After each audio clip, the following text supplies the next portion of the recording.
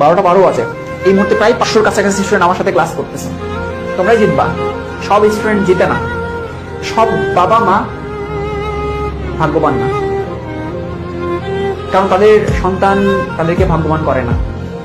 কোনো বাবা মাই ডেডিকেশন দেখায় না, এরকম কোনো বাবা মা খুঁজে পাওয়া যাবে না।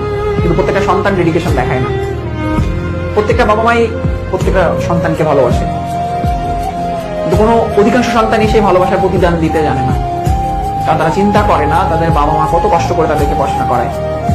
তো তোমরা এই 500 জন যেন সেই ছেলে পেলে হও বা সেই স্টুডেন্ট হও, সেই সন্তান হও যারা তোমার বাবা মায়ের ডেডিকেশনটা বুঝো, যারা তাদের বাবা মায়ের সম্মানটা বুঝো, যারা তোমাদের বাবা মায়ের ভালোবাসাটা বুঝো।